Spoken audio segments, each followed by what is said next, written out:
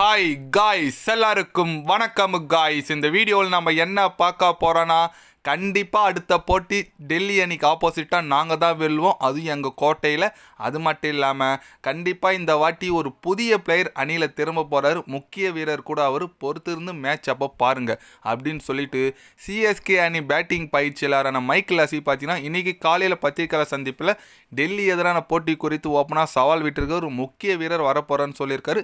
அது யார் என்னன்னு சொல்லிட்டு வீடியோவில் டீட்டெயில்டாக பார்க்கலாம். அதுக்கு முன்னே நீங்கள் நம்ம சேனலுக்கு புதுசாக வந்திருந்தீங்கன்னா ஒரு சப்ஸ்கிரைப் மட்டும் பண்ணிட்டோங்க, வீடியோக்குள்ளே போகலாம். ஆமாங்க, சென்னை சூப்பர் கிங்ஸ் பார்த்தீங்கன்னா முதல் போட்டி மட்டும் வெற்றி பெற்றாங்க, அடுத்த 2 போட்டி ஒரு படு தோல்வி அடைஞ்சாங்கன்னு சொல்லாங்க. அந்த தோல்வி குறித்து என்ன சொன்னாருன்னு கேட்டிங்கன்னா மைக்கேல் லசி, கண்டிப்பாக நாங்கள் 2 தோல்வி பெற்றிருக்குது எங்களால் ஏற்றுக்க முடியல, இருந்தாலும் நாங்கள் நல்லா பண்ணி தோற்றுருக்கோம், ரொம்ப கஷ்டமாக இருக்குது. மீண்டும் எங்கள் கோட்டைக்கு வந்திருக்கோம், கண்டிப்பாக இந்த போட்டி நாங்கள் வெற்றி பெற்றே ஆக வேணும். டிசி அணி நல்லா தான் இருக்காங்க, நல்ல ஒரு ரிதமில் இருக்காங்க, எங்களுக்கு புரியுது. இருந்தாலும் எங்களோட பெஸ்ட்டு நாங்கள் காட்டினா கண்டிப்பாக வெல்லுவோம். ஏன்னா அஸ்வின், ஜடேஜா, நூர் அகமது சொல்லிட்டு 3 தூண் மாரி இருக்காங்க எங்கள் ஸ்பின்னர்ஸ். இந்த ஸ்பின்னர்ஸை வச்சுக்கின்னு கண்டிப்பாக எங்களால் என்ன பண்ண முடியுமோ நான் பண்ணுவேன். நூர் அகமது சூப்பராக பண்ணிகிட்ருக்காரு, அவருக்கு என்னோட வாழ்த்துக்கள் சொல்லிக்கிறேன். அதே போல் கண்டிப்பாக ஒரு முக்கிய வீரர், எல்லாருமே எதிர்பார்த்துட்டு இந்த வீரர் அணியில் திரும்ப போகிறாரு டெல்லி எதிரான போட்டியில், நீங்கள் வெயிட் பண்ணி பாருங்கள் அப்படின்னு சொல்லிட்டு மைக்கேல் லசி பார்த்தீங்கன்னா சூப்பராக பேசியிருக்காரு. ஒரு முக்கிய வீரர்னு சொல்லியிருக்காரு. எனக்கு என்னமோ வந்துட்டாயான்னு சொல்கிற மாதிரி கான்வே தான் மீண்டும் அணியில் வரப்போகிறாரோ சொல்லிட்டு எனக்கு ஒரு ஸ்பார்க் ஆகுதுங்க. ஏன்னா நிறைய பேர் எதிர்பார்த்துட்டு இருந்த பிளேயர்னு சொல்லலாம். ஆனால் மேக்ஸிமம் ரசிகர் நிறைய பேர் கான்வே கேட்டுருந்தீங்க, என் கம்மியில் நிறைய பேர் கான்வே கம்பேக் கொடுக்கணும்னு சொல்லியிருந்தீங்க. அதனால் கண்டிப்பாக கான்வே வரதுக்கான வாய்ப்புகள் நிறைய இருக்குங்க. வந்தார்னா சூப்பருங்க.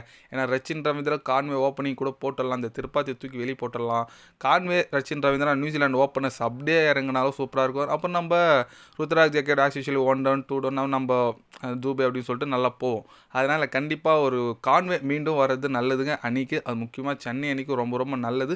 ஏன்னா பேட்டிங் தான் ஸ்ட்ரென்த் இல்லை. கடந்த ஒரு 4-5 வருஷமாக ஒரு 180+ நம்மளால் சேஸ் பண்ண முடியல. ஆனால் அதுக்குள்ளே 2 கோப்பை அடிச்சிருக்கு, ஓகே. ஆனால் ஒரு 180+ ஸ்கோரை நம்மளால் சேஸ் பண்ண முடியல. அந்தளவுக்கு பேட்டிங் ரொம்ப வீக்காக இருக்குது.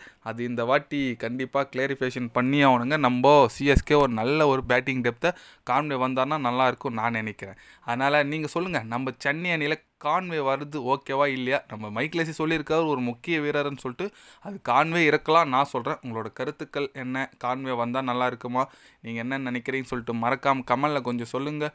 இது போன்ற ஸ்போர்ட்ஸ் யூஸாக தெரிஞ்சுக்கணுன்னா சேனலை சப்ஸ்கிரைப் லைக் ஒன்று பண்ணிக்கோங்க. கண்டிப்பாக கிரிக்கெட் பற்றி day by day channel update வரும். மறக்காமல் சப்ஸ்கிரைப் மட்டும் கொஞ்சம் பண்ணி வச்சுக்கோங்க. நன்றி, வணக்கம்.